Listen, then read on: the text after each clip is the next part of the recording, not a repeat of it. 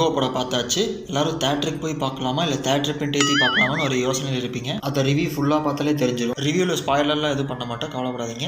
வாங்க ரிவ்யூக்குள்ளே போயிடலாம்.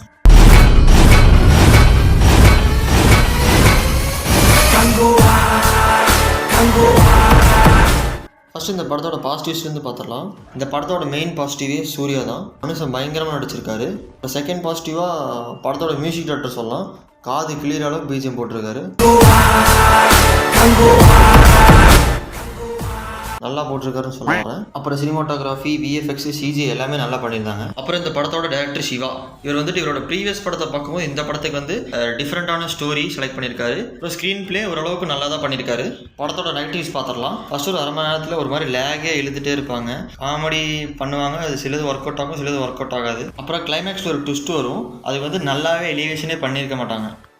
இப்போ செகண்ட் ஆஃப் ஃபர்ஸ்ட் ஆஃப் பார்த்துடலாம் வாங்க. ஃபர்ஸ்ட் ஆஃப் வந்து ஸ்டார்டிங் ஒரு அரை மணி நேரத்துக்கு மட்டும் ஒரு மாதிரி லேகி எழுத்துட்டு இருப்பாங்க. அதுக்கப்புறம் டுவர்ட்ஸ் த இன்டர்வல் நல்லா என்கேஜிங்காக கொண்டு போயிருப்பாங்க. அப்புறம் இன்டர்வல் ஒரு நல்ல ட்விஸ்ட் கூட இருக்குது. அப்புறம் செகண்ட் ஆஃப் வந்து ஃபர்ஸ்ட் ஆஃப் கம்பேர் பண்ணும்போது செகண்ட் ஆஃப் வந்து நல்லாவே பண்ணியிருந்தாங்க. சில நல்ல நல்ல சீன்ஸு, மாஸ் சீன்ஸு, அப்புறம் தேட்டர் மூமெண்ட்ஸ் எல்லாமே இருக்குது. கிளைமேக்ஸில் ஒரு அன்எக்ஸ்பெக்டட் கேமியா வரும். அவர் யாருன்னு உங்களுக்கு ஆல்ரெடி தெரிஞ்சிருக்கலாம். அப்புறம் கிளைமேக்ஸில் ஒரு பெரிய சீக்வன்ஸ் வரும், அது உண்மையிலே நல்லாயிருக்கும். ஓவரால் பார்க்கும்போது ஸ்டார்டிங் கொஞ்சம் லேகாக இருந்தாலுமே அதுக்கப்புறம் ஃபுல் படமே நல்லா பண்ணியிருக்காங்க. இந்த படத்தை தேட்டரில் பார்க்கலாம்.